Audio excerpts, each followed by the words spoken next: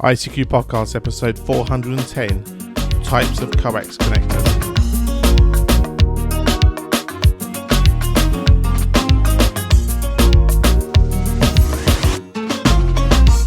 Well, hello fellow Amtown Radio enthusiasts, and welcome to the 410th episode of your ICQ Amtown Radio podcast, supported in this episode by Nigel Wells, 2 Whiskey Zero Charlie Golf Mike, and our monthly and annual subscription donors. In this episode, we join Martin MRB, Caryn KD2 Golf Uniform Tango, Edmund Mike Zero Mike November Golf, Ed DD5 Lima Papa, and Ruth KM4 Lima Alpha Oscar to discuss the latest Amtown Radio news. Myself, Colin M6BRY, rounds up the news in brief, and in this episode, we look at the types of different coax connectors. Now, as always, it's your very kind support that keeps your ICQ podcast paying its way and, as I say, keeping your episodes coming for you at least every fortnight without fail, break, holidays or whatever it be. And to prove the point, I'm travelling this week and actually producing the show from the north of England in Manchester. So we'd like to thank our monthly subscription donors, along with Nigel Wells, 2 Whiskey Zero Charlie Golf Mike, who sends us birthday greetings for our 15th birthday. He's listened to every episode since number 300. So thanks a lot, Nigel. Great to have you on board, and great for you to show the support and the value you get from the show. Now, you can do what Nigel and our monthly subscription donors did, and they turn the value they get from the show into a financial figure. They go to icqpodcast.com/donate, where they select one of the options there to show that value, and they say whatever they send, it goes into the running costs and paying our bills, etc. And we really do appreciate all the support we get from everybody, and we really hope that you visit, icqpodcast.com and show that value. Right, now we're going to join the Martin, Caryn, Edmund, Ed, and Ruth as they discuss and generate thoughts about the latest sort of news and events, etc., going on in our wonderful hobby, including seriously flawed HF rules and a PACT for African amateur radio response. As always, hope you enjoy. Well, hi guys, and welcome to this episode of the ICQ podcast and our news roundtable, episode 410. And tonight I'm joined by Caryn Eve Murray, KD2GUT. Hi, Caryn. How are you, Martin? It's good to be back. Yeah, I'm ducking and diving as always, trying to keep out of trouble, failing miserably. But that's the way it is. Also, we have Mr. Edmund Spicer M0MNG. Hi, Edmund. Hello, Martin. Hello, everybody. Yeah, we will chat later, but you and I were out terrorising the public about a couple of weeks ago. We had some great fun. Over there in Germany, we got Mr. Ed Durrant, DD5LP. Hi, Ed. Evening, all. Yeah. You'll have to tell people about Dixon and Doc Green and your impersonation. If they go and look it up on YouTube. My bud impersonation, yeah. Well, yeah. I didn't say that. But last but not least, tonight we're joined by our Ruth Willet, KM4LAO. Hi, Ruth. Hello, Martin. It's so good to be back on. Great to be here. Yeah, well, for listeners, and Ruth and I spoke on various times, and I don't hassle Ruth too much because, in fairness, record times for the States are pretty poor for the guys in the States, and Ruth is in full-time education. And Ruth, as I've said to you and I tell the listeners, your education is far more important than the podcast. And when you can join us, you're always welcome. You know that. Yes, I appreciate it, and it's always good when I can make it. Yeah. So that's good. Right, let's start the first one. And this is probably going to set the hand grenade in the room, so I'm getting ready.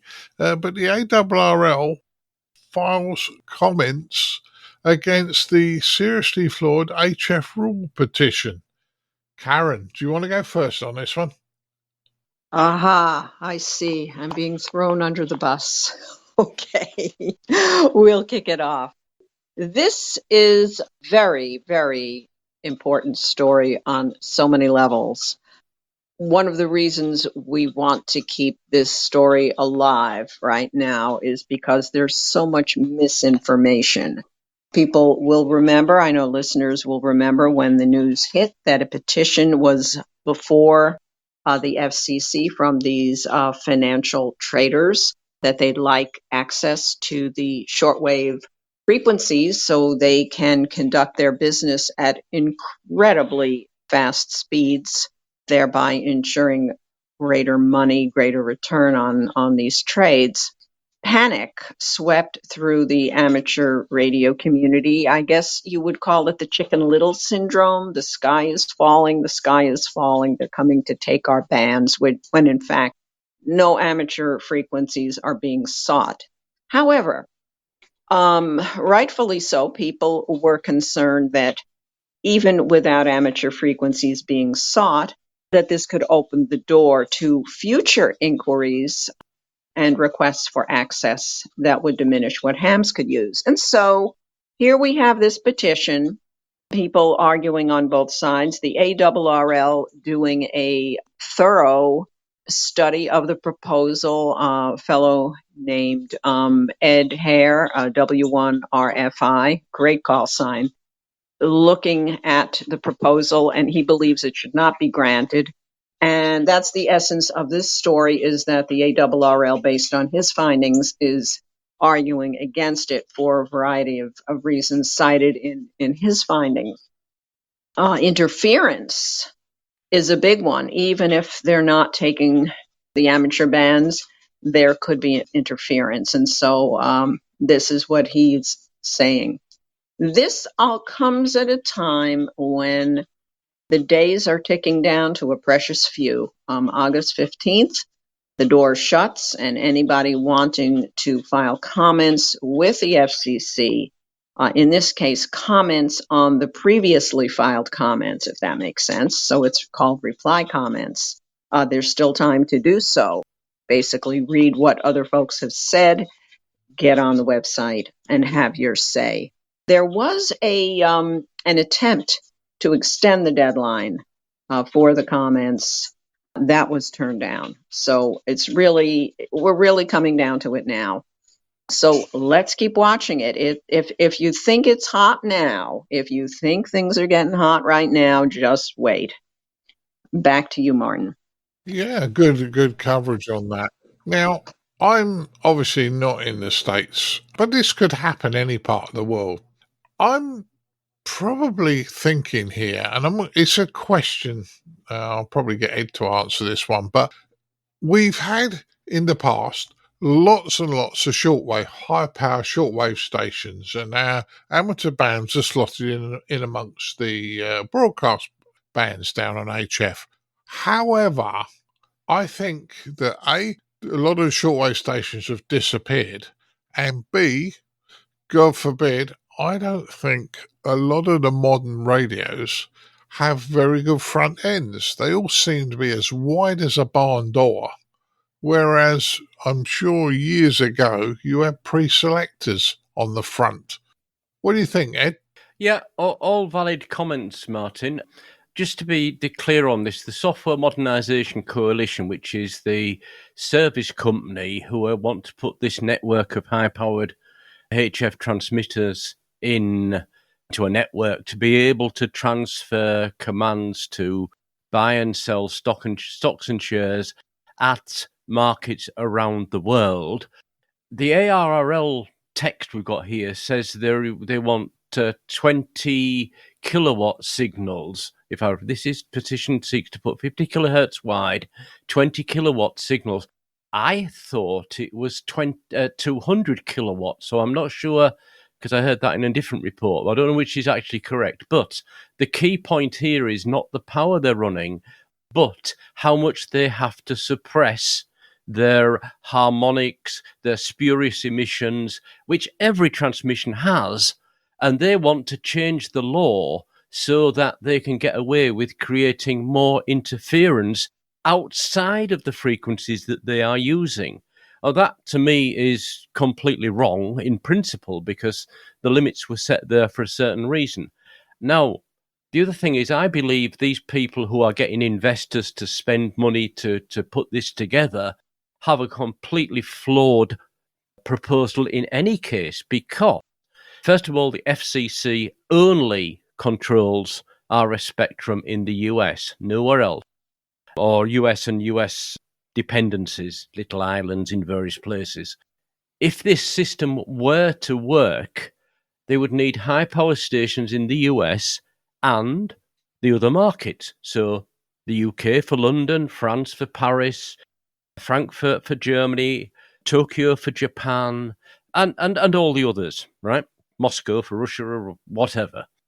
And those countries, as far as I can see looking through the internet, they haven't applied to any of those countries to set up high-powered stations. So they get their high-powered station in the US, or 10 stations in the US, whatever. It ain't going to do them any good because the data's got to go both ways. The reason they want to go such high power is because they're less worried about propagation then. If there is a path open on a frequency and they will switch frequencies to find the best one, they'll pump enough power there to get the signal level they want.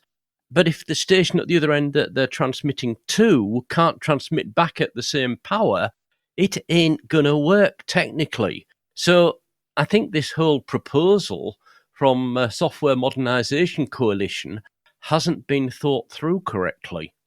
Anyway, time will tell. As Caryn said, any comment or rejections, if you like, should be submitted to the FCC before August the 15th. And that's not far off. The actual document is unfortunately locked, as in geo-locked. It's not viewable from outside of the US, so I can't give you the reference or the URL to actually go to read it. But maybe somebody in one of our US correspondents can give us that link and we can put it into the show notes so people can go and read this. But from A to Z on this, I think somebody hasn't done their homework. Back to you, Martin. Yeah, well, that's interesting. Now, spurious emissions from transmitters. Well, for those of you, I'm not going to bore you, but I've become an employee of a transmitter company. And I know this is band 2 and not HF, but for band 2, if I remember right, and don't shoot me in the foot because I check on the calibration list on the wall, but I think the FCC say that all harmonics from a band 2 transmitter, that's between 88 and 108 megs, has to be below 76 dB, minus 76 dB down. Well, shortwave, it's minus 73. It's in the article. It is. Okay. Per 1,000 watt. Yeah, for a 1,000 watt transmitter, yeah. So you've got to get that down low. And if you've got a higher frequency, then your harmonics will be much higher level. So, yeah. Yeah, and the major point about this proposal is not that they're asking for high power, but they're asking for that requirement to be dropped to minus 50 dB from minus 73. No. Yes. No. They should never get away with that. Exactly my point. It makes no sense at all. It makes no sense at all.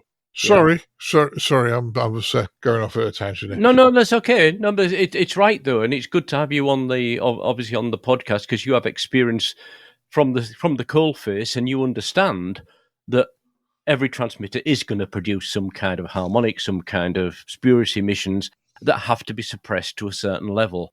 The problem with this proposal is these people are saying we don't want to be treated like normal people.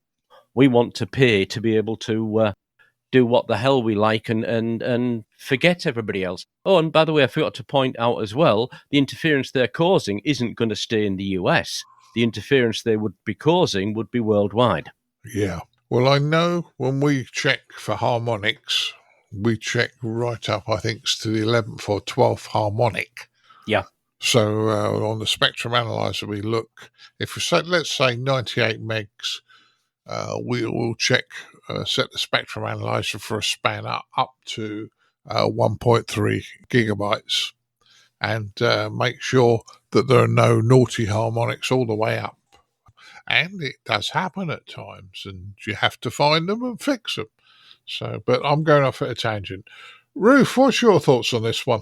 Well, I mean, everybody's pretty much hit all the really good points. But yeah, I'm very much in agreement that this is super important, and like the acoustician to me is loving getting into the dB levels and the spurious emissions and everything. And like, yeah, I think the proposal is absolutely ridiculous, especially with that requirement. Like, that's a big jump from 73 to 50, negative 73 to negative 50. And just, I'm really glad that there's an opportunity for comments. And yeah, go submit comments and whatnot so we can try to get more more steam going.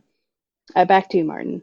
Yeah, as I say, it's a worrying time because, as I say, I know you're an HF operator, and you don't want noisy stations. And I'm sure that although the big manufacturers will probably want to come round here with a baseball bat and do my knees for me for saying it, I don't think the front ends are as good as they used to be years ago. Frank will probably tell me different because he's done a lot more research on this, but that's just a gut feeling of mine. Edmund, what do you think about HF interference? Well, you read my mind, Martin, and Ed answered the point you made, which is what I was thinking about HF broadcast bands. Here in Europe, if you tune to 7,200 kilohertz, which is the dividing line between the 40 meter amateur band and the 41 meter broadcast band, you don't need to tune upwards very much before you'll come across an absolutely enormous signal, usually from Radio Romania International or China Radio International, that is running unquestionably considerably more than 20 kilowatts. Yes, you're right, Martin. There are far fewer broadcast stations around these days than in the heyday of the 80s, but there are still some powerhouses out there. But you've explained, or Ed has explained, that it's not so much about the power, it's more to do with harmonics and spurious emissions. So just out of interest then, apart from saving a few dollars on filters and suppression equipment, what benefit does it bring the organisation that wants to do this, having, did you say minus 50 rather than minus 73? How does it benefit them to chuck out spurious emissions? Does anybody know? It'll make the transmitters cheaper to make. You can probably use cheaper components, all those sort of things, mate. And yeah, I mean, I've seen some bad low-pass filters, not on the products I work on, but I've seen bad low-pass filters in various, even amateur stuff, some of the cheaper amateur stuff. They need to be done, and it needs to be done properly. And, if you let one group create interference, and let's say the standard becomes minus 50, it goes from minus 75 to minus 50. Well, that's almost a third. You almost reduced it by a third. 10 years' time, why don't we move it up to minus 25? And then after a while go, well, these amateurs don't pay for their license down on the HF bands. What the hell? Why do we bothering to put a low-pass filter? You're cool. I imagine everybody's going to go quiet after that statement. Yeah, indeed. I'm probably a bad person, Martin, but I'm finding it slightly difficult to get majorly hot under the collar about this when somewhere in one of the neighbouring houses there's a switch mode power supply that's wiping out the 80 metre band and causing massive interference on the lower HF bands a lot of the time. And with my selfish I'm all right Jack hat on, I think if I was going to lose sleep over anything, I would lose sleep first and foremost over that and equipment of that ilk that's chucking out goodness knows what interference pretty much anywhere you want before I lose any sleep over this story. Sorry, I'm a bad person, as I've said. No, it's a valid comment, but in fairness, those things need sorting as well. And maybe, at some point in time, maybe we'll need to come down and DF this switch mode power supply to which house it is, and then politely knock on the door and ask if we can help reduce the interference. That's just a suggestion. I've told you before that a lot of these drop-on chargers for mobile phones in the UK, they often oscillate at the UK 2-meter calling frequency. And yeah, it wipes that one out. That's a real pain. But anybody else want to have another say on this one? Well, obviously not. I've probably taken over, and I didn't mean to. But we've got to get this thing sorted. You can't do this. It's got to be done for the right reasons.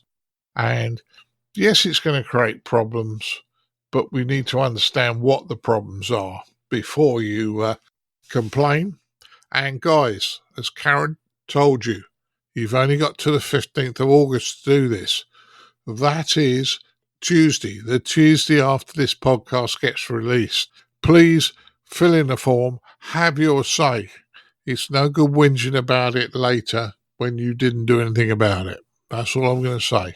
Oh, I wanted to jump in. Thank you, Martin. And I wanted to echo, too, what Ruth had said. This is important. There's a lot of misinformation, so read what's out there. The Wall Street Journal here in the States did an excellent piece about it, and you know something is important if the Wall Street Journal picks it up and they liberally quote amateur radio operators. I was delighted to see that story. So please register your thoughts, register your feelings. There are still a few days left. Thank you, Martin. Yeah, no problems at all, Caryn. And as I say, hopefully people will take the effort to do this, which is important, as you say. Moving to our next news story, we've talked a lot about this sort of thing, but a satellite returns via a guided re-entry system. Now, we keep on about all this space junk up there and burning up in the upper atmosphere and one thing and another, but I got quite pleased when I saw that at least somebody's trying to do something, do the right thing. Ed, what's your thoughts on this one? Yeah, this is very good news, quite honestly, because the satellite they're talking about was a British-built spacecraft called ARRL. I don't know what it actually did, gathering data, weather monitoring, and 5-year mission. So it was no longer in use, and the normal process would be, as you said, let it hit the outer atmosphere, it'll bounce around a bit, it'll burn up, it'll break up, problem solved. Problem with that is it doesn't destroy everything into gases or anything, and even if it did, that's not good either. There's always little bits and pieces from these burn-ups floating around in space with the possibility of hitting other spacecraft, possibility of hitting the ISS, etc., etc., even if it's microscopic parts. Now, normally, this has been what's been done had been suggested before, and basically most companies had said you can't do it. It's not possible. You'd have to design the spacecraft for re-entry, etc., etc. What's actually happened here is the European Space Agency, their team in Germany, has actually managed to take this control of this satellite and bring it back in slowly through the atmosphere without it burning up and ditched it into the ocean. It's a normal satellite. It's a satellite like, hundreds of others up there. The fact they can do it for this satellite means they can probably do it for most of the satellites. And if the ESA, the European Space Agency, can do it, I would hope the Chinese, the Russian, and the Americans can do it as well. Because we don't want all the pup in space. And Martin asked me, yeah, that's fine, but then you dish it into the ocean. What's going to happen with there? You're polluting the ocean. Well, you could target somewhere where you have somebody with divers or whatever, or some way to try and pick up the mess. At least it's on Earth and we can go and do something about it. In space, we can't. And the other point is that for the last 30, 35 years, the booster rockets from space shots have all been brought back in this way because they're so big they don't burn up on re-entry, and ditched into the deepest part of the South Atlantic where there's fossils growing on them and fish going through and all the rest of it. So, yeah, it's still not right, but it's a better solution than what's been done at the moment. So I think this is very, very good news. And I wonder when the first amateur radio satellite is going to be brought back in this way. Back to you, Martin. Yeah, as amateur radios, most of our satellites these days are those little CubeSATs, though, and I wouldn't have thought they'd have enough guidance or electronics on them to do it. But that could be my ignorance, Ed. So let's. No, you could be right on that. I think the particular satellite they used does have some sort of director things which allows it to get out of the way of other rubbish that's up in space anyway. So commercial satellites tend to have manoeuvring rockets, and that probably would be a prerequisite of this. I hope so. Now, I'm sure I've seen pictures of Ruth waving a antenna at the sky, trying to work satellites. But what's your thoughts, Ruth?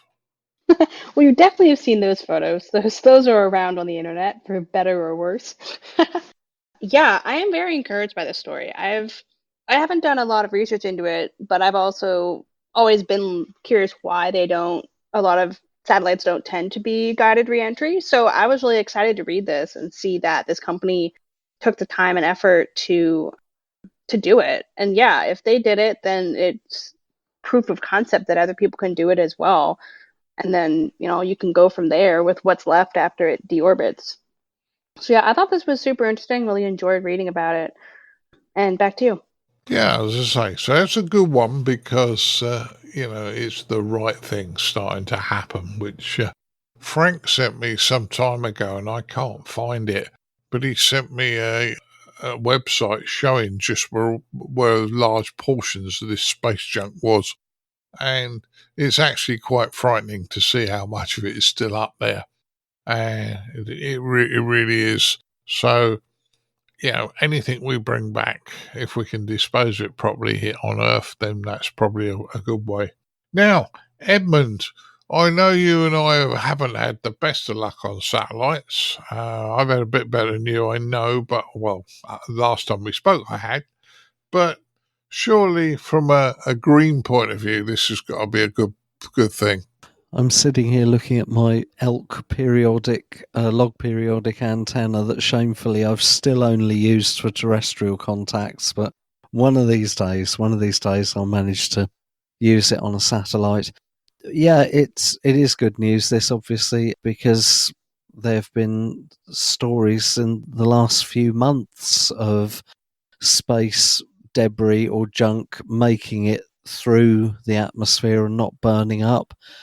Within the last year, there was quite a widely publicised story of somebody in the UK finding, I can't remember if it was a piece of space rock or a piece of a satellite or something. It landed on their driveway and was on the news quite a lot for about 24 hours. So yes, controlled burn-ups, good; uncontrolled, bad. Martin, back to you. Yeah, and as I say, I think it'll be fun. As I say, and ARRL, we went the elk antenna route, which was the option that I think AMSAT offered us in the UK. I think a lot of people use the arrow antenna, but I think they both work equally as well. So on that one, Caryn, I know you're an environmentalist. This must have sounded good news to you. Martin, I was really happy not only to see the intent in this story to have this deorbit take place responsibly, but that they actually had the capacity to do it. Because sometimes you want something, you have the intent, and it's like, well, gee, our hands are tied. This wasn't designed to re-enter this way. So I'm happy they found a way to do this, and I do hope it doesn't mean junking up the ocean, but I imagine there will be some initiatives, I hope, for salvage and possible recycling of the debris. That would be perfect. This is really a nice alignment of something the FCC did last year, September of last year. The FCC adopted a 5-year rule back then for deorbiting satellites, and it was to address just this, the space junk. I mean, we're really junking up everything. We're junking up space, we're junking up the ocean. So the FCC is now requiring operators of satellites in low Earth orbit to dispose of the satellites when the satellites have completed their missions. The operators have 5 years to find a way to dispose of them, and I'm hoping that that means that it will take this direction, that it will be less favorable toward the creation of space debris.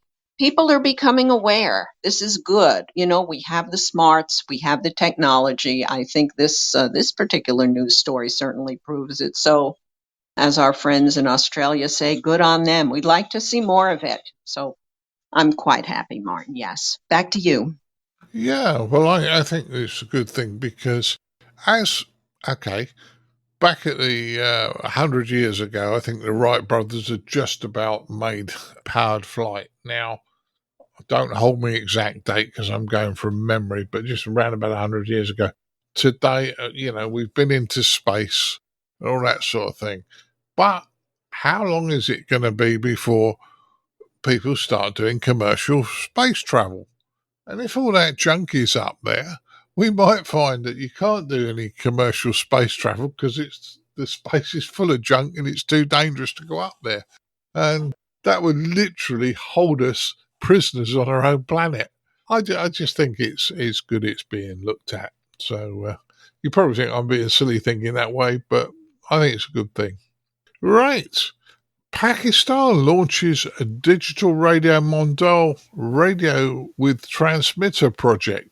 And I probably lost direction a little bit on the digital radio Mondal.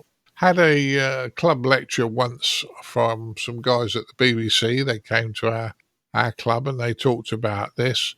But it was very early on and I've not got round to playing with this.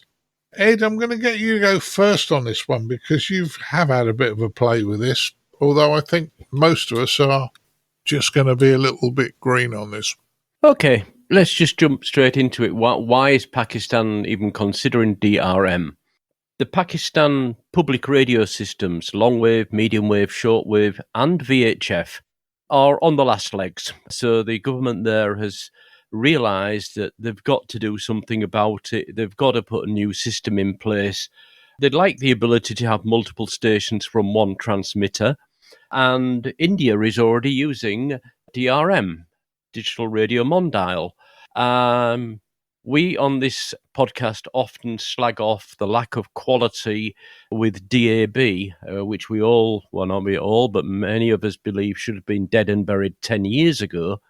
DAB is the commercial system that packs up to 16 stations onto one radio transmitter, antenna, etc. DRM is a bit more basic system that came about at the same time, about 10 or 15 years ago, maybe 20 years ago, again, same time as DAB. It can only do 4 channels at the same time. However, it was initially designed for use on the shortwave bands and to allow for QSB, QRM, etc., to give better quality than the AM transmissions that were everywhere at the time. It did not take off. The same as DAB to start with, did not take off because of various things. In the case of DRM, well, why should I pay extra? Why don't I just put another AM station in, Now that people are looking at power consumption, cost of real estate, cost of transmitters, cost of antennas, the fact that you can run multiple programs at the same time on the same transmitted signal and then split them out in the receiver using either of the two methods I've said, either DAB or DRM, means that this is attractive to the people providing the service because it costs them less money. In the case of Pakistan, they'd be looking at a very big bill to be able to put the number of new transmitters, new antennas, new everything for the number of stations they want to cover their complete country. So DRM is, from a cost point of view, cheaper. It is also more open. I don't believe it's actually open source. However, everything is, it may be, I could be wrong on that, by the way. There is a free Windows program called Dream, DREAM, that I used probably about 10 years ago when this was starting to get interesting. And Back then, it was, well, it's a bit of a pain to receive. You have to have a special receiver, and. In the meantime, a lot of receivers are actually software-defined radios these days, where you get the I and Q outputs out of very easily, and that's what you need to make a DRM receiver. So just with a bit of software and a connection to an SDR radio, something like an IC 7300 or any of the new Yaesus, any of the new Kenwoods, etc., we as amateurs can quite easily receive digital radio mondial. And the quality is better than AM. It's not perfect. It does suffer a little bit from QSB, but in the light of things, it's a very good solution for areas where you want it to cost us the least you can to cover the most people. As I said, India has already adopted it, so it makes sense that other neighbouring countries in the area also adopt it, because the little, what we would call in the 60s and 70s, the tranny radios, the small radios for home, are being produced to receive DRM at reasonable prices, and the prices are going down as the number of people wanting them goes up, of course. So I see this as the start of DRM perhaps spreading not only across the Indian continent, but also across Asia and possibly even further afield than that, because where DAB is only VHF, as far as I know, on 220 megs around here, different frequencies elsewhere, this solution is for all wavelengths. So I think it's great that it's happening. It's great that the Pakistani government has actually put their name behind it, and in so much as they've said this is going to be our standard. And I wish them all success in the future, because it may well also bring back more broadcast transmissions to shortwave. We'll have to wait and see. Back to you, Martin. Yeah, well, I was listening to that, Ed, and thinking, well, if you can put 4 radio transmissions and multiplex 4 radio transmissions onto one transmitter on one frequency, effectively, then it's a bit like you're only paying a quarter of the price of one single shortwave radio station. So 4 people could use the same transmitter. Exactly. Makes a lot of sense. Well, which is the selling point for DAB. You can have 6 up to 16. It's horrible quality, but I think Germany, they run up to 8 on one transmitter. I think in the UK it might be 16 or 10 or whatever. We got the other Martin would be able to tell us. But that's the selling point for DAB as well. Your transmitting costs are a lot less. Yeah, so that would be a good one. Now, Ruth, I know that this is not amateur radio, and you probably won't have this in the States, but it's got to be a good way of getting shortwave stations back on the air, I would have thought. Yeah, I would agree with that. I mean, the purist in me really loves the shortwave stations and everything. Like, I mean, the best part of going to Dayton is visiting the VOA and whatnot. So it always makes me happy when countries are putting some effort in and try to figure out what a solution that will work better for them for long term. So yeah, I really don't know much about DRM, but I've really been learning a lot through the discussion. But it definitely seems like a pretty good option. I mean, if you got both Pakistan and India needing these radios, you got a pretty good market there. Back to you. Yeah, well, certainly with the software-defined radios and with the I&Q signals coming out, I suppose most radios going forward will just be a software upgrade to add things like DRM or whatever. And I foresee this coming in the commercial market fairly soon. All right, we might experiment ourselves as amateurs, but it's certainly worth a go. Caryn, what's your thoughts on this one? Okay, Martin, again, like Ruth, I am here in the United States, and we do not have widespread use of DRM. However, when we carried this story on Newsline, I was surprised to learn that DRM is in very, very limited use here in the States, mainly during testing. The U.S. Coast Guard used it for transmitting data in the Arctic. It's used on short wave. It was used by Radio Marti in order to send broadcasts to Latin America from North Carolina.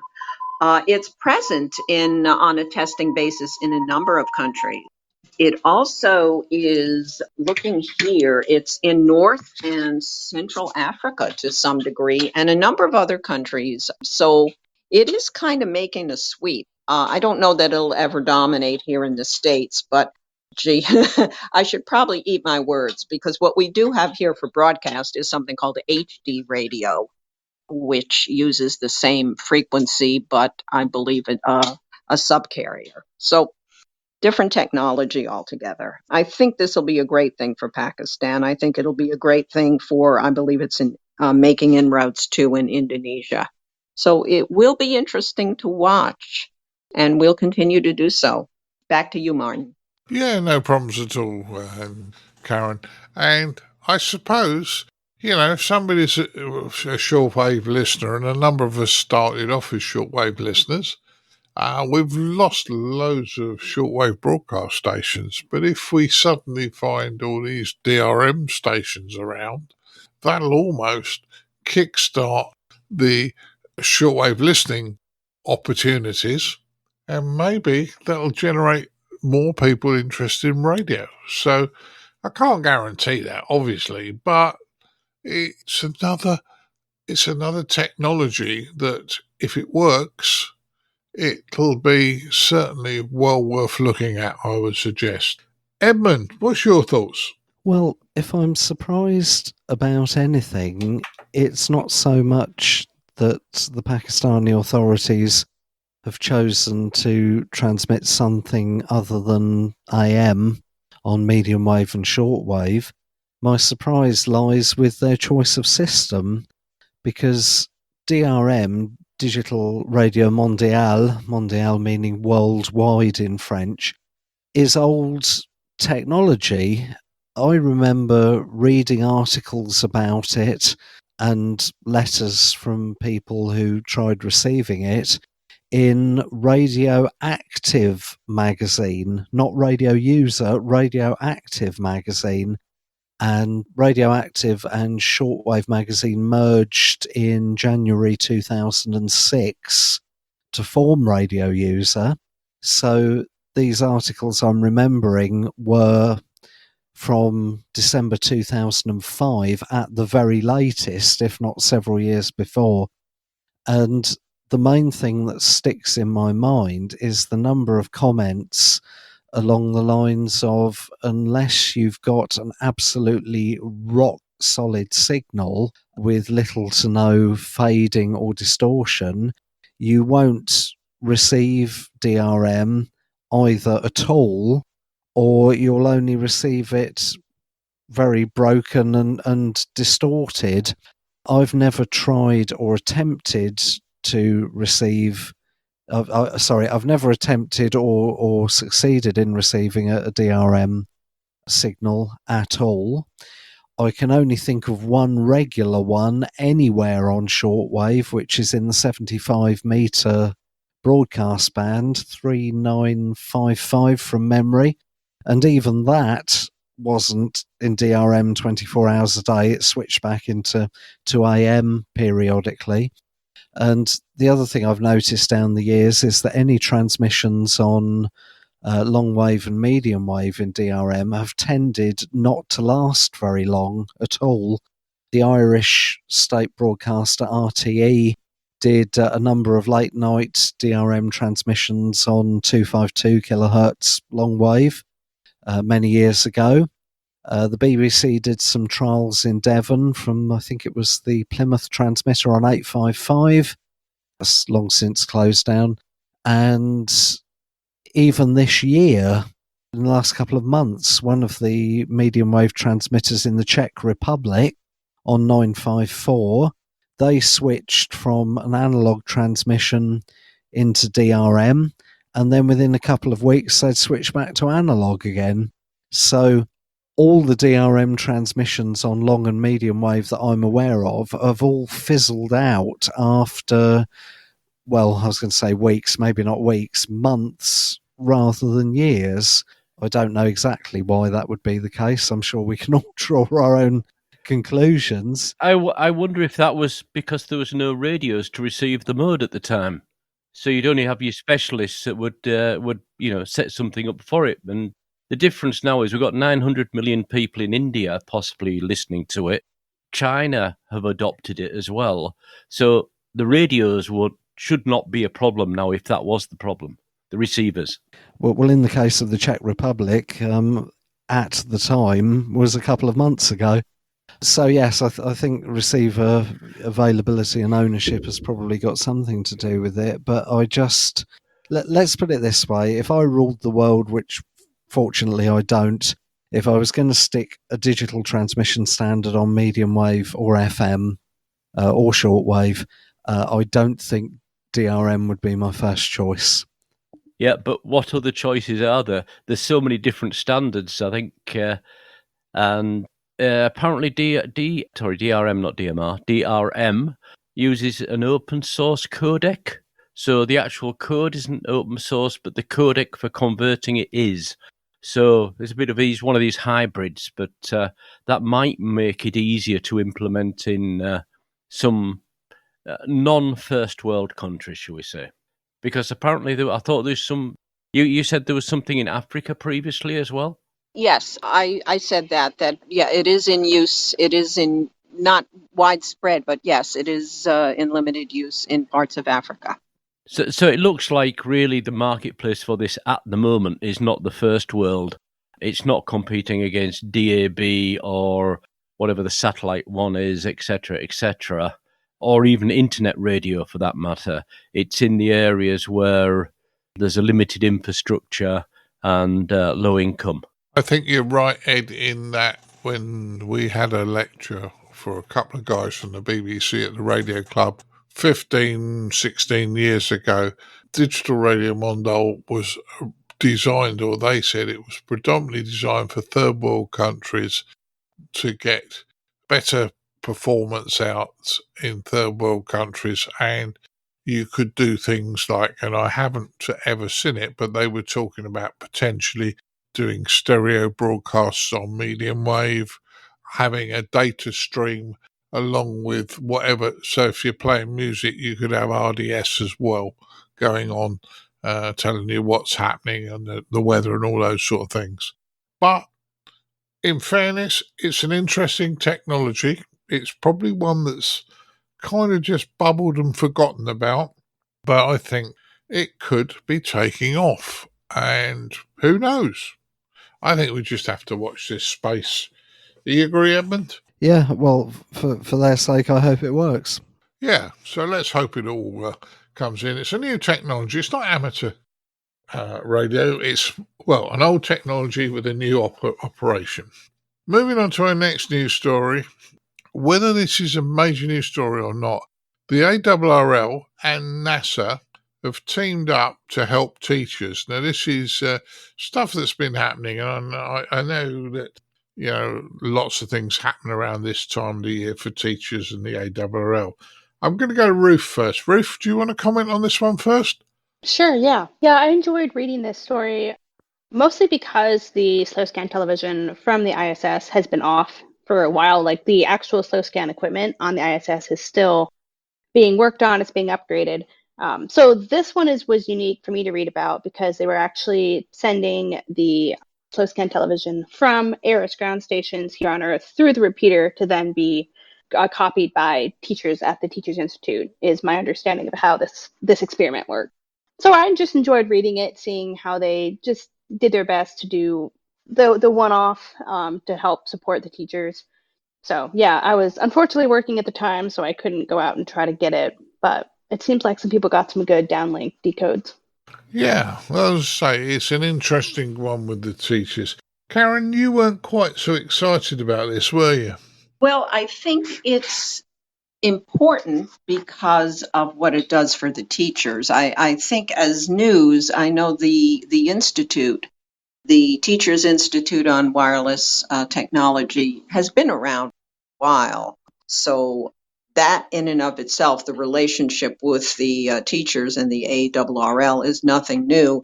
But this takes it maybe a step in another direction, which is to give the teachers something to get excited about. You can't expect students to learn if their teacher is going to teach only from a textbook. If a teacher teaches from experience, I think you have a really enthusiastic teacher, and enthusiasm is infectious. So you hope that that catches fire with the kids. So again, while the institute's relationship with teachers is not necessarily news, and teachers have always, I think for the past decade, I believe, been coming to Connecticut to participate in what the ARRL does for them. This was an eye opener, at least I hope it was. And when they go back to the classroom in a couple of weeks, maybe less than a couple of weeks, maybe they will get more fired up and, short of jumping up and down, showing the kids how excited they were. So it's worth noting. It's definitely worth noting. I'd like to see more of this kind of involvement with the Institute. Books are great. Books are great, but something like this really, really teaches a lesson to the teachers first so that they can pass it on. Yeah, I agree. And, if you can get these teachers to be enthusiastic about this, and they should do, because it's part of the STEM system, isn't it? The science, technology, engineering, and maths. And if we can get teachers excited about things, then youngsters will suck their brains dry nicely, because the more passionate you are about a subject, the more the youngster will want to know. So, I think if we can fire the teachers up by events like this, it might help. What do you think, Ed? Yeah, I was just thinking, I'm hoping the Institute follows up with the teachers, at some point after they've had this visit and gone back to the schools. And I don't know if the Institute can do anything, just as a video conference or something, to show the teachers and their class with them some more about technology, some more about space, some more about whatever. It's all right having a once a year or twice a year teaching session to teach the teachers, but what happens in the in-between times? Just a half an hour catch up after, say, 2 months or 1 month or something, I would have thought would be a good way to add more fire to the boiler, so to speak. But I just echo what the others have said so far. A motivated teacher on a subject is going to teach that subject better than somebody who was just doing it because it's in the syllabus.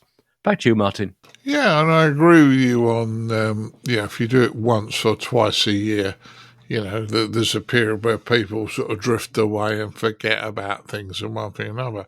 I know at work we have a Monday morning first start of business. Monday morning is a round the table, half hour maximum of what we're going to do, what needs doing, so that everybody's aware and everybody understands and brings what they need to the table.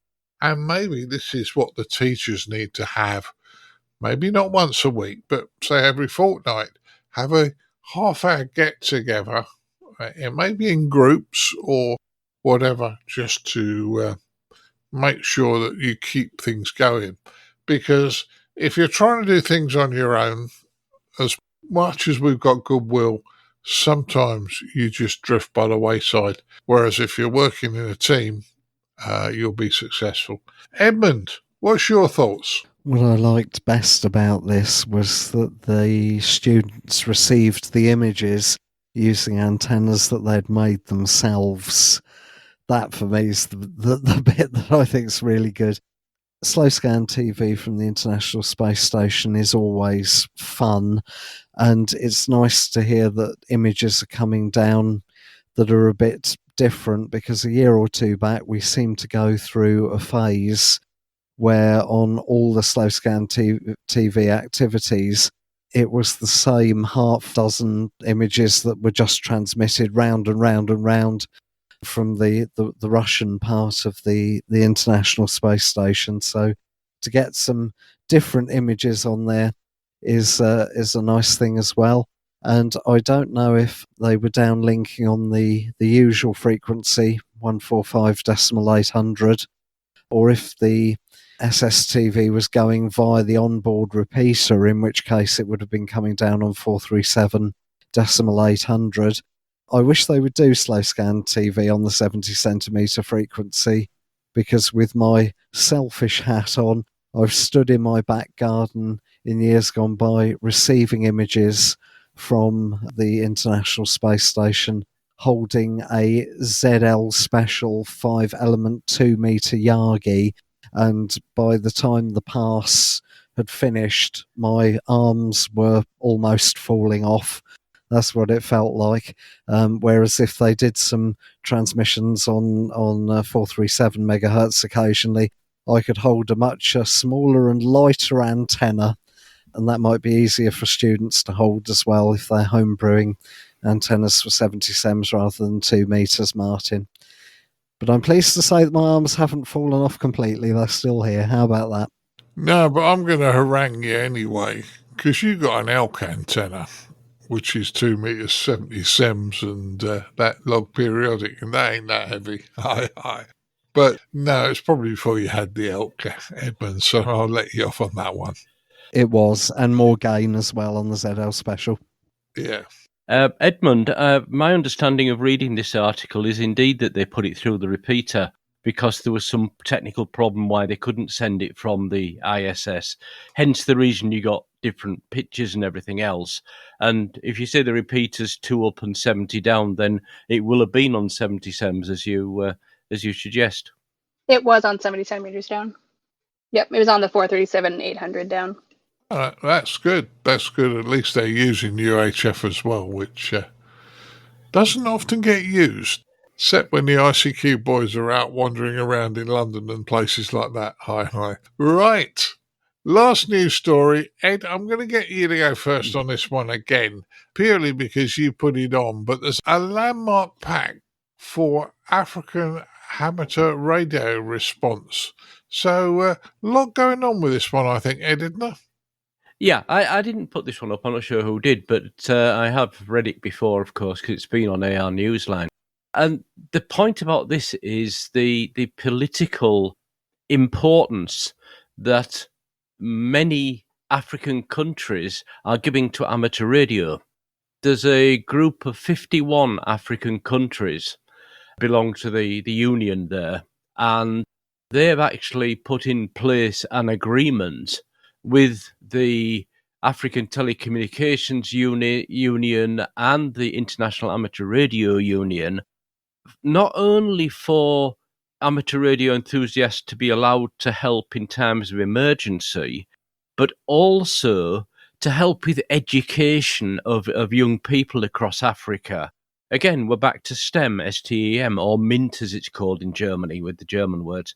But again, the technology training, and I think that is bringing amateur radio in Africa back into the important role that it deserves to have in the whole world, which is it's a great way of training young people, as well as being a great resource in the time of emergency when the normal resources either aren't there or break down or for whatever reason cannot respond as well.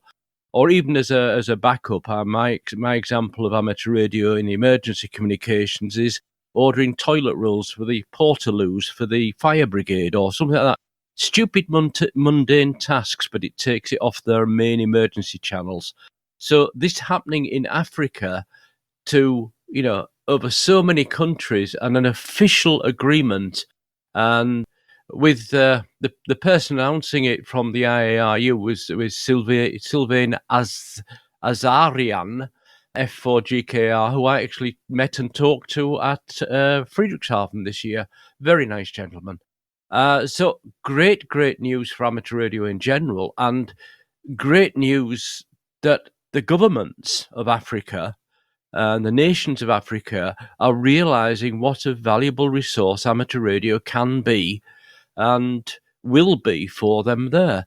I just only hope that some other areas can do a similar situation. I think we've found from India, it's held in a similar, amateur radio is held in a similar high regard. So, yeah, well done, everybody that's involved with this. And, it would be nice if some of the other countries, the first world countries, had this kind of respect for amateur radio from the governments. Back to you, Martin.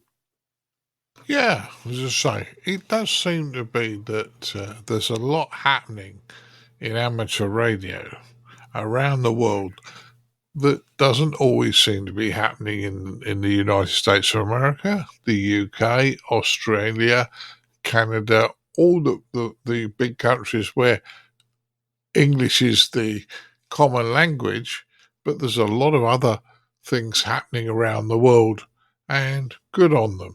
Good on them. Edmund, I said I wouldn't bring you in first on any of these, but what's your thoughts on this one? I can't really think of anything to add other than just echoing it's good news, Martin. Sorry. No problems. As I say, it's an interesting concept. Caryn, I'm sure you're reasonably excited about this because it does help in Africa to get ham radio in place. Absolutely, Martin. Not much to add beyond what Ed said, but I did want to note that this agreement was a really big deal. This was heralded as a landmark agreement. There's a level of recognition, as Ed noted, that hams are an incredibly valuable resource. Education is always a good thing. Stepping up education for people is important. Educate them, show them what radio can do. They will want to be a part of it. They will want to be amateur radio operators once they, once you're hooked, you're hooked. I think we all know that. The fact that it's happening in Africa is especially important because we have all seen the news stories of the kinds of weather events and other things that can happen in Africa where emergency communication is needed, where the infrastructure is not so terrific. That's one of the reasons it's such a big deal in India, is because of the weak infrastructure in many places there. So this is every bit the big deal it sounds like. Back to you, Martin. Yeah. Well, I'm glad it's going in place because it does sound very interesting. Now, Ruth, have we left you anything to say on this one? Maybe not, but I think it's been there's not too much more to add to it. But I guess I just want to say I'm glad that they're thinking ahead, and it's, if you're wanting to have ham radio in place for a crisis or just developing STEM education, you gotta have plans and put it in place and work together. So I'm glad that so many of these countries are coming together to get this together, and I'm excited to see where it goes. Back to you. Yeah. Well, I think we all agree this is good news. It's something refreshing that's happening, and it puts amateur radio in a good light. Right, that concludes our news stories. Let's see what the guys have been up to since the last time. And I usually go ladies first, don't I, Caryn? And I get you to go first. So what have you been up to since we last spoke? Well, the weather has put a lot of my operations outdoors on hold. The oppressive heat here has kept me indoors and in the shack, but of course now we have bad solar weather, so no POTA news to report. I did do a nice experiment on QRP. I was part of something called Flight of the Bumblebees, operating 5 watts from the back garden here at the house. That was super fun. I got to explore what 5-watt operation is like. I normally don't do QRP. I have plans to try it again sometime. I don't think I'll ever become a QRP op, but when I go portable, I will do, my usual 30 or 40 and maybe dial it down if I feel like it. If there's a saltwater amplifier nearby, I don't have any problem with that. The only other bit of excitement here is what's going on right now, which is bizarre little thing, which is a wonderful and very meaningful special event. But it's bizarre because it celebrates an unusual bit of Americana. It's called the world's largest teapot. Now you'd think that would be maybe in the UK, but no, it's in West Virginia, and I'm right now one of the operators activating for that. And we're getting on the air. I'm doing largely CW this year, and we're celebrating. It's I forget the number of years it's been around, but we're celebrating that, getting on the air for about a week, marking the pride that the folks in West Virginia have for this huge round teapot. That is a roadside attraction and a source of great pride in West Virginia, right on the border with Ohio. So that's been my radio life for right now, but I'm dying to get back out there and do me some POTA very, very soon. Back to you, Martin. Yeah, well, it sounds like you've been having fun, Caryn, and the big teapot sounds even more fun.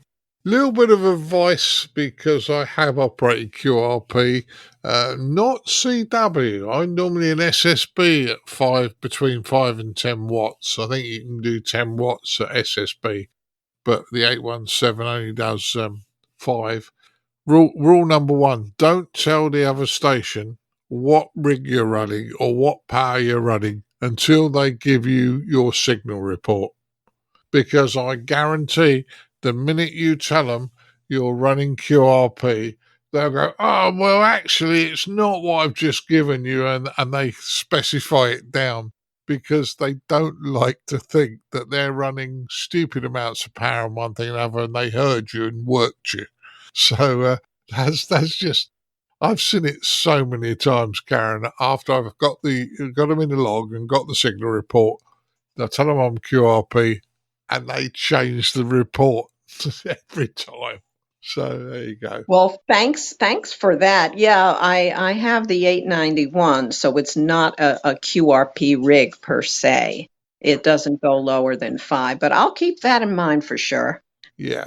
As I say, there's a certain amount of snobbery. If they're running lots of power, they won't give you a good signal report if they think you're running QRP.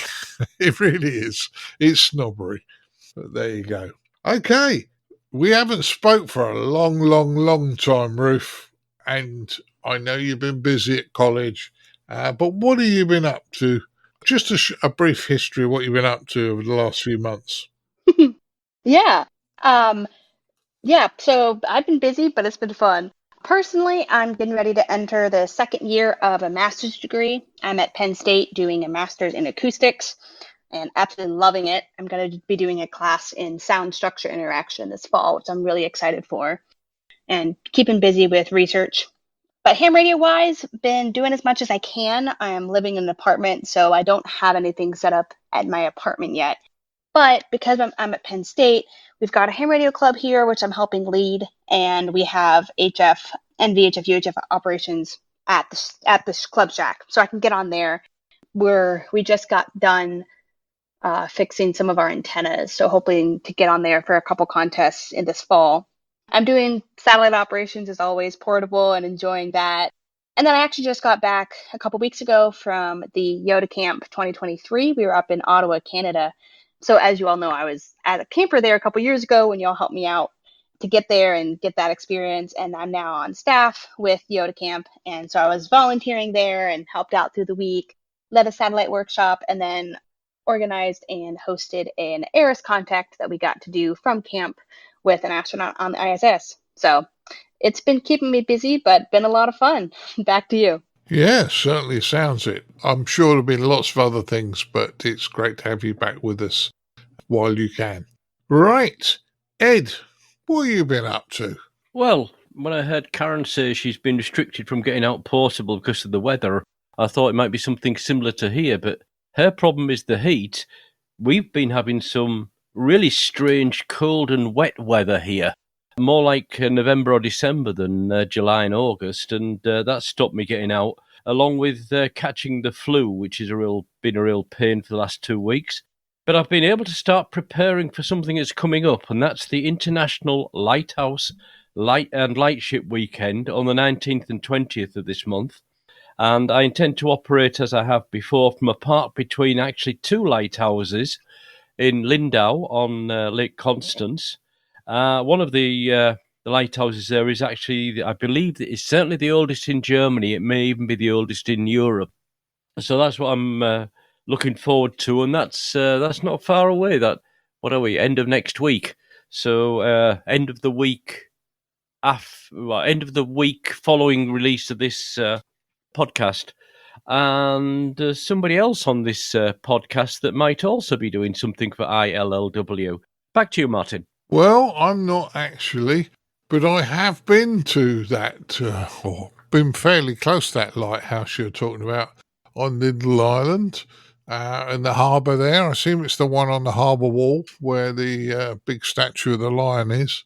Glorious place. That's the modern lighthouse, if you like. I think it's 1800 or something. The old one is actually on the promenade at the front, and it's probably the definition of the very first lighthouse. They used to literally light bonfires on the top of it.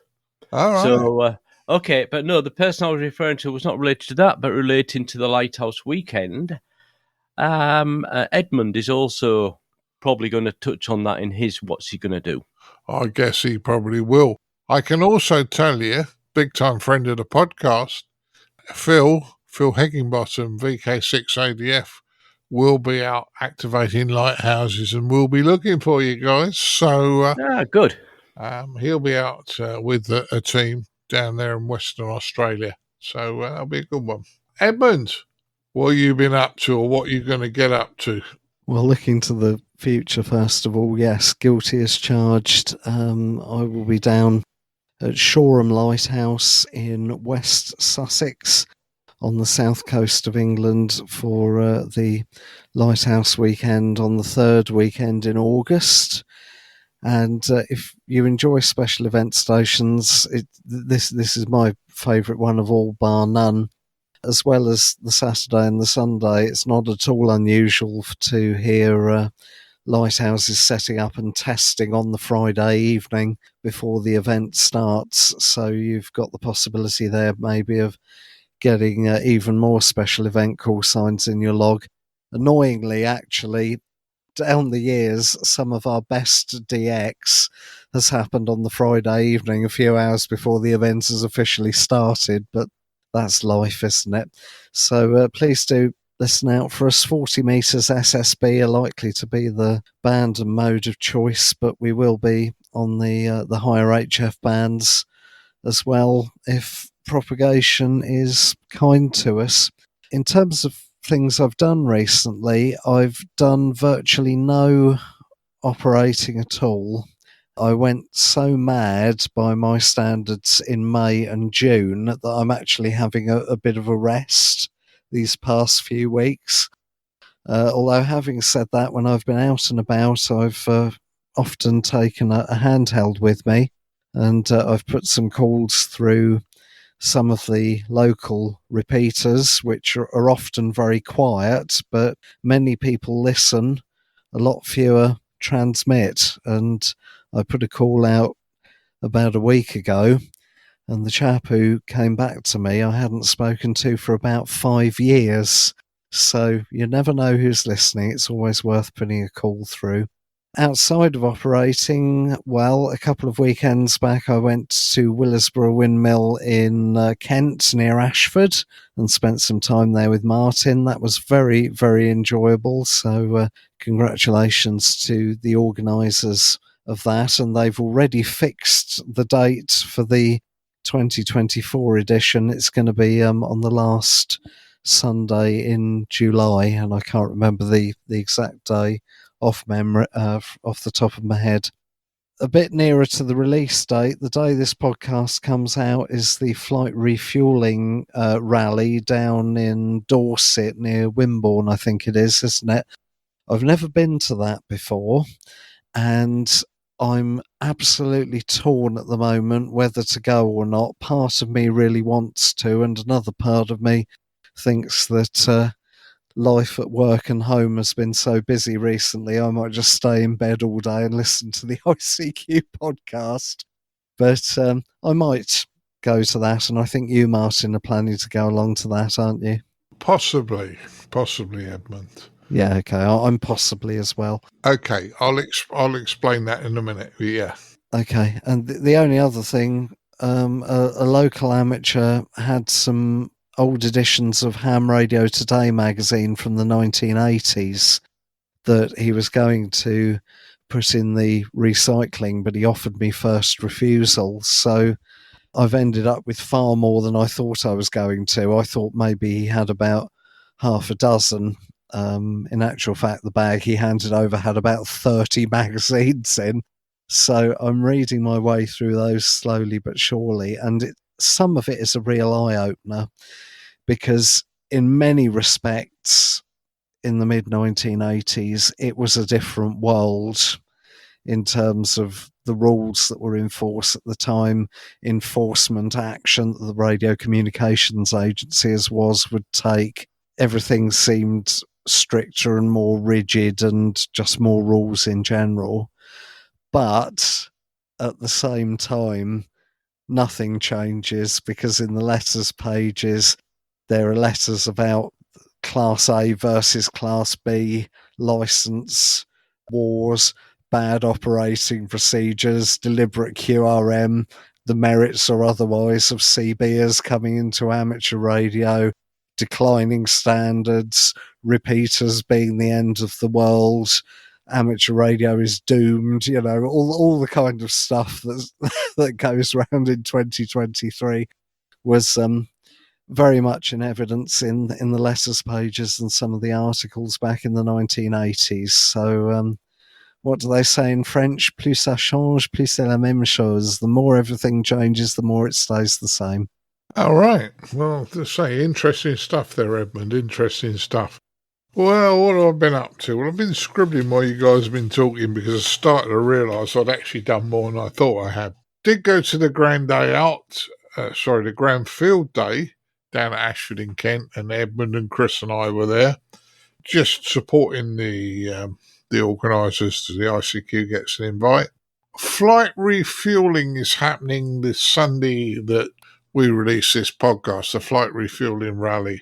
Now, this is the but, Edmund. If it's raining or showing a large proportion of it's going to rain, don't bother to go.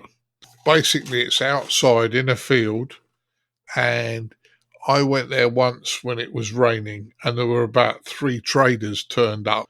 So you pay your money to get in. There was 3 traders sitting out in the field with all their stuff covered over. You couldn't see it. There's a couple of other traders in a small hall, but you'll find that the traders don't turn up, and people don't turn up if it's raining. So I'll make a decision late Saturday night whether I'm going.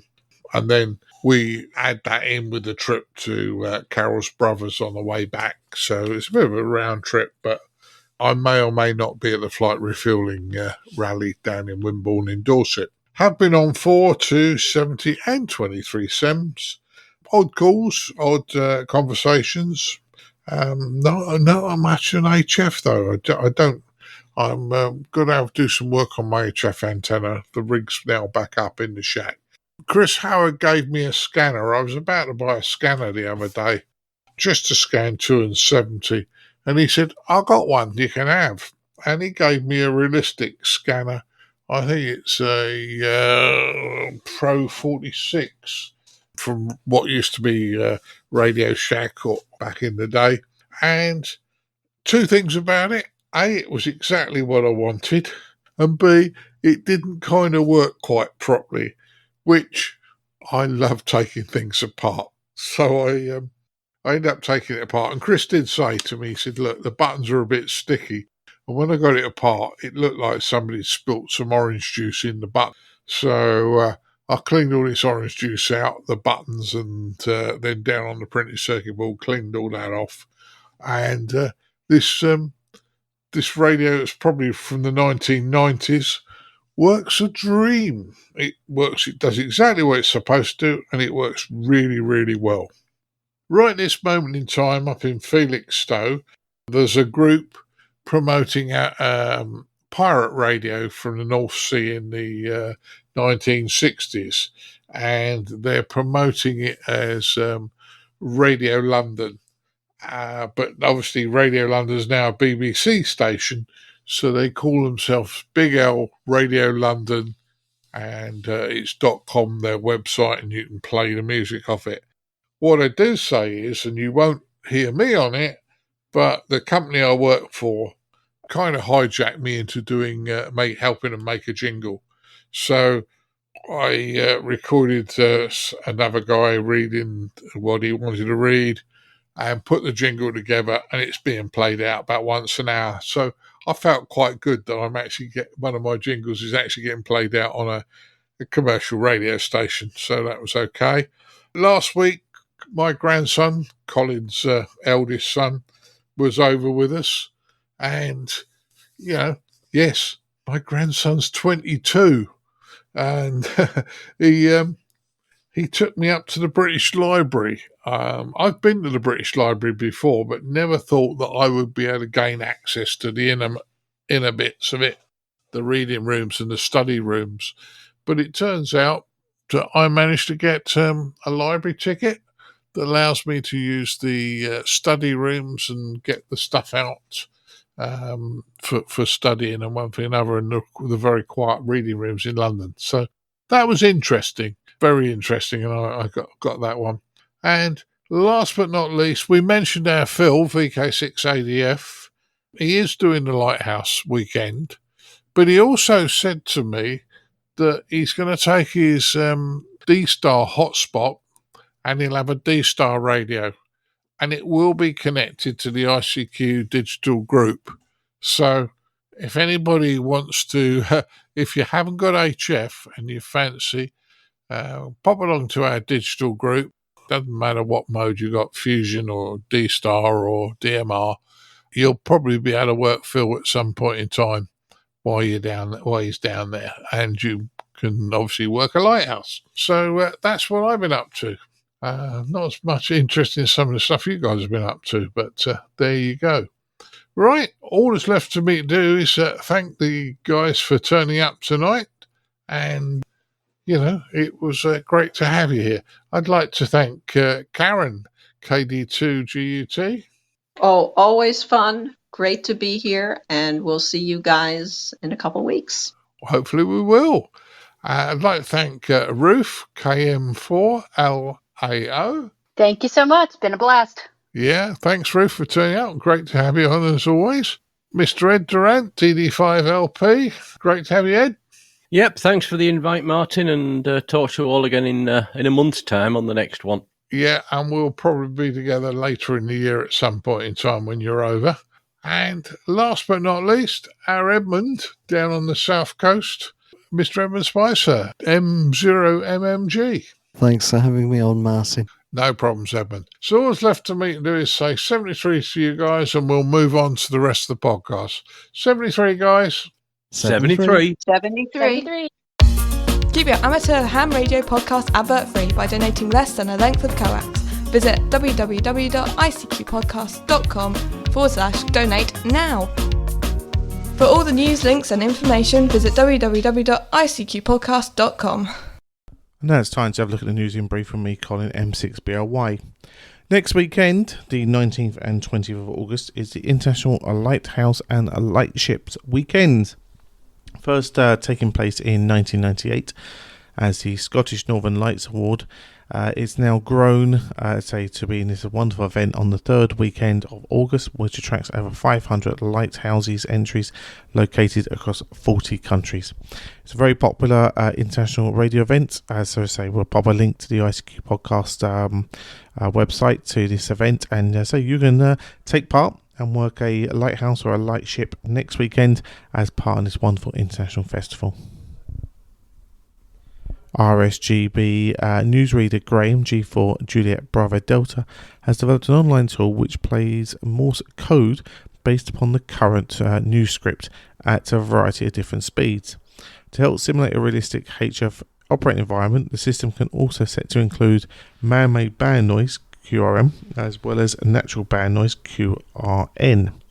And so we'll put a link to that again on the ICQ podcast webpage, so you can check that out. Could be a great way of, brushing up on your Morse code skills, and to read along to the script that they RSGP release. The New Jersey QRP Club has been operating at full power. The club that is not the hams themselves, who prefer to transmit with the traditional settings of 5 watts or less. The club has a Skeeter Hut, a popular QRP activity, and has remained active even though the club itself went a bit dormant back in 2016. Well, now they're doing their best to bring everything back online and bring this exciting club back into operation, etc. So old and new members have begun gathering on a newly created Facebook page for the club, and they also have a group's IO mailing list, which has proven a very popular way of introducing new members, etc., and exchanging ideas.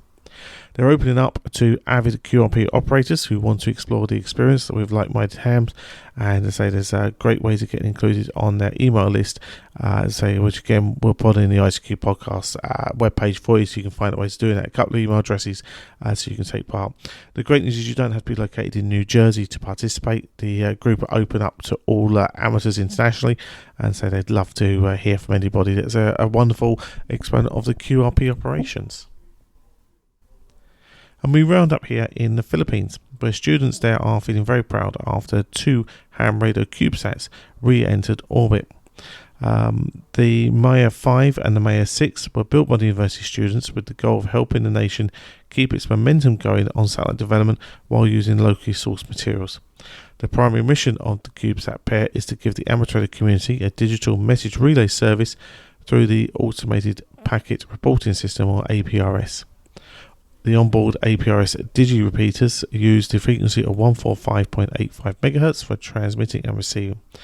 CubeSATs are also demonstrating a data message store and forward system capable with the universal amateur radio text and email messaging system.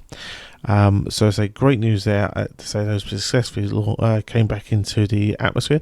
And just out of interest, the International Space Station released the CubeSATs on the 19th of July. So congratulations there to those students in the Philippines. Right, now we head to our features episode, and in this episode we're looking at the types of coax connectors. As always, hope you enjoy.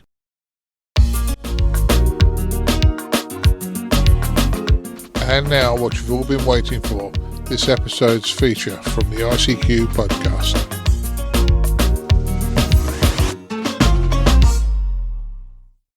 Hi guys, for this episode's feature, I thought I'd talk about the different types of RF connector. Now, some of you are going to just switch off and go, well, I know all about the RF connectors we use for amateur radio, but I thought I'd cover a few of the non-standard ones, as well as why we use certain types of connectors for amateur radio. Now let's start off and be honest about this. Often, most connectors come in 75 ohm impedance or 50 ohm impedance, and as we well know, for amateur radio use, we require 50 ohms. Or do we? Well, we carry on in a minute on that one. So, one other misnomer. Often, people refer to BNC in the UK as the British Naval Connector. No, it is not. It stands for Bayonet Neil Consulman. Mr. Neil and Mr. Consulman designed the socket, and it's a bayonet fit. So, now I've cleared that up, and I'm sure possibly some of you heard me talk about that before. Let's look at the sort of connectors that people tend to use for RF. The first one is the standard phono connection. Now this, to me, is an audio plug or an audio socket. However, often QRP boys tend to use the phono socket on the back of their radios. Now, in fairness, I'm being honest with you, as long as it's low power, I think they're pretty much good, at least up to 30 megs. Possibly, and somewhere I read, they were good up to about 100 meg. So, low power, not very standard stuff. If you're building stuff for your own amusement, you could possibly get away with a phono, although I wouldn't get excited about it. Second one, which we all come across, but we never use them in amateur radio as such, is the Belling-Lee connector. Now, the Belling-Lee is found on the back of a TV. Normally, it's the ARRL socket on the TV, and they come in 75 ohm versions. However, some old valve receivers, going back, some of the old boat anchors, had Belling-Lee type connectors on the back. Why? Well, if you think about it, a dipole has an impedance of about 72 ohms. So if you fed a dipole with 75 ohm cable, impedance cable, and used a Belling-Lee connector for a receiver, that would probably work quite well. So don't dispel it straight away. I'm not suggesting you use Belling-Lee because there are much better connectors, but they've got to be good up to at least a gigahertz because they're used in TVs, and that they've been very useful. Another connector that we don't often come across, and we probably won't in amateur radio, is the F-type connector. Now, F-type connectors are used on satellite boxes. When you take your satellite feed out of the wall, often they are from the box on the wall that's been installed for you. Often they use F-type connectors. The F-type connector tends to use the center of the coax as its center pin. So just be aware of that one. If you bend the pin over, it ain't going to work. Coming on to the more familiar type of stuff that we all know about, the PL259 and its socket variant, the SO238. In the States, these are often referred to as the UHF connector. And I suppose in times gone by, yes, they were the best thing available at that time. And although the States say they're a UHF connector, they're pretty much good up to the high end of VHF, and then they start to get a little lossy. Now, if you buy a 77s rig from the States, chances are you will have an SO238 socket connected. Nothing to stop you changing it for something better if you want, but that seems to be the standard. Going up to the next level, the mini UHF connector, and these look like very similar to the PL259/SO238, and they're a little bit smaller, but they're good up to about a couple of gigahertz. So, but they're not common, and you're likely not to come across one. Moving up a bit further, you've got the SMB socket. Now, this push-fit system, plug-in socket, and they're good for about 4 gigs, although in amateur radio we're very unlikely to see them. Coming on to one of my favourite connectors, the BNC, and as I've said earlier, not the British Naval connector. It actually stands for Bayonet Neil Consonant, and in fairness, a very good connector, up to about 4 gigahertz. So you will find them pretty much on backs of radios, on oscilloscopes, test equipment. So anything that doesn't have to go above 4 gigahertz, you probably find it. Unlikely to find them on spectrum analyzers, but that's another story we'll come on to later. But in fairness, they do, as I said, most of these connectors come in 50 ohm impedance or 75 ohm impedance. If somebody is selling at a rally or a hamfest very cheap BNC connectors, buyer beware. You might be purchasing 75 ohm version, and they're not easily spottable between the two. Yes, if you've got a 50 ohm and a 75 ohm, you can see the difference. But when you're in a field and you're trying to make a quick purchase and one thing or another, it's not the easiest one to spot. Moving up to the next socket, going up in frequency, the MCX, which is a low power, effectively push-fit socket. So you wouldn't use this on the back of a radio. These are more likely to be used internal connectors in devices, and they go up to about 6 gigahertz. Then we get to the SMC, and the SMC, what that stands for is Sub-Miniature Version C, and once again, they're good for about 10 gigahertz. So we're certainly going up nicely in frequency. The next one on my list is the TNC. Now that is a threaded nil consonant connector, and you get male and female obviously, and they're good for about 12 gigahertz. Not often seen on the sort of stuff we do, but they can be around, and that they screw on rather than being a bayonet fit. So very interesting. The next one, and we do come across this one all the time, is the N-type.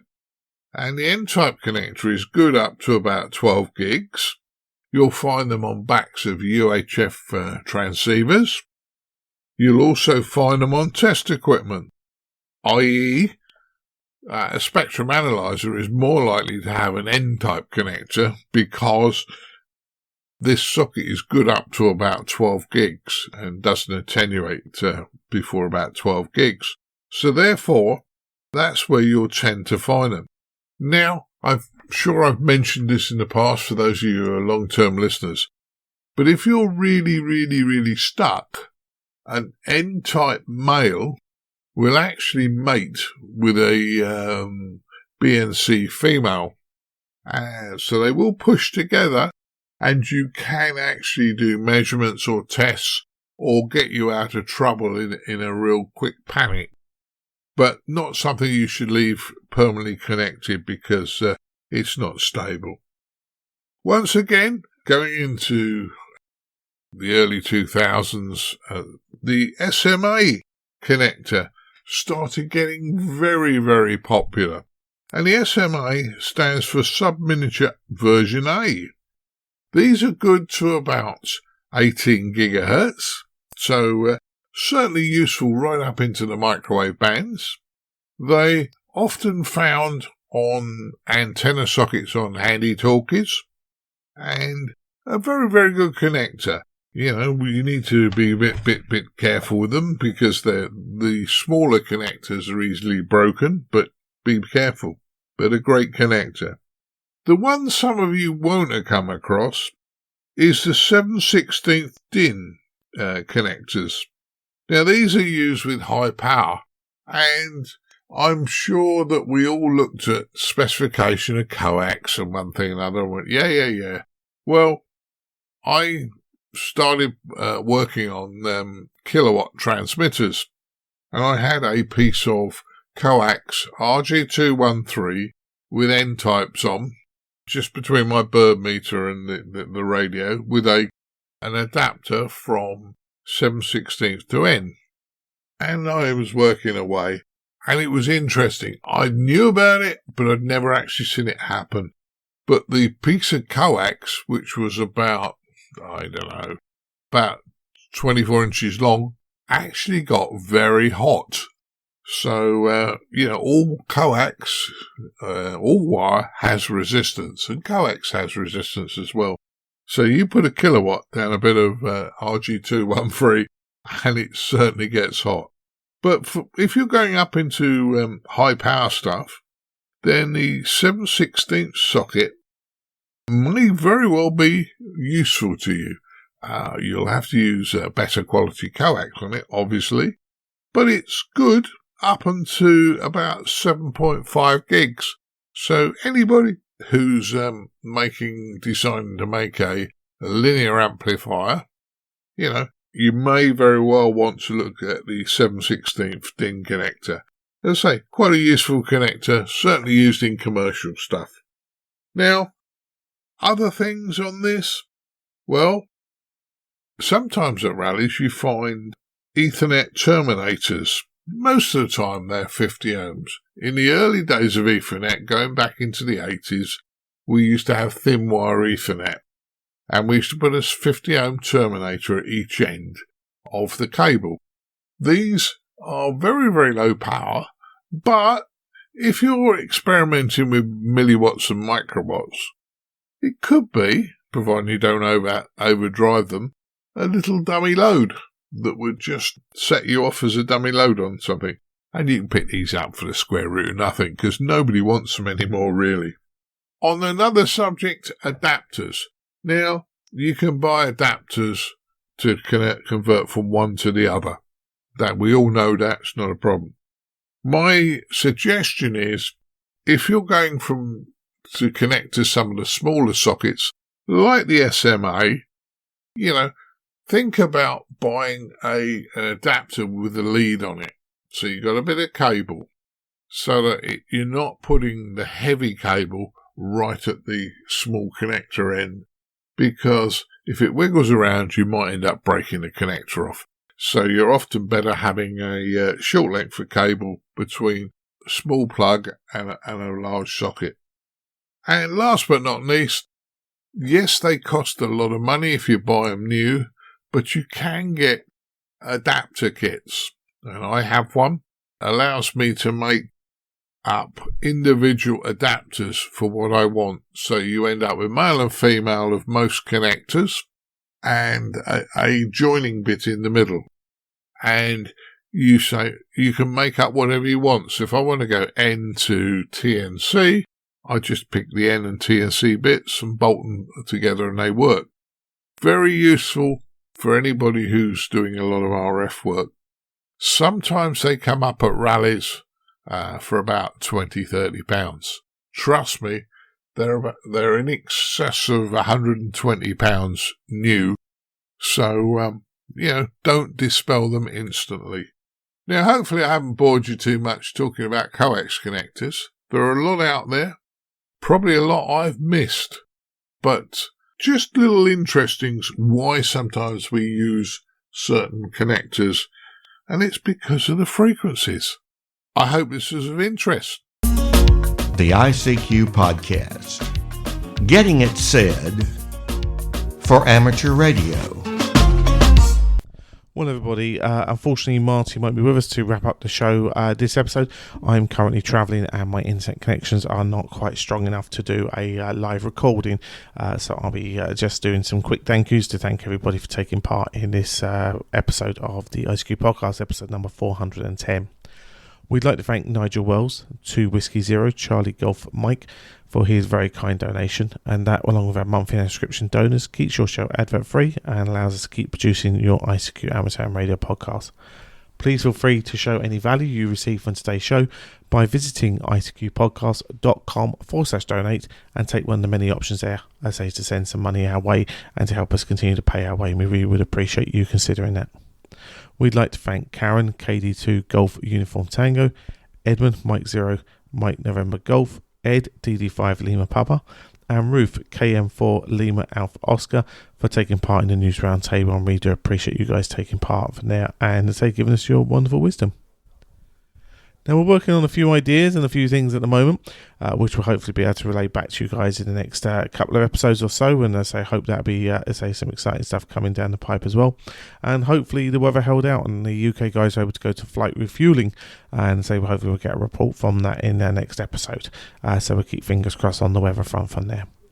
Well, now I'll bid you guys all 73s and look forward to catching up again in a fortnight's time. Look after yourself all 73s.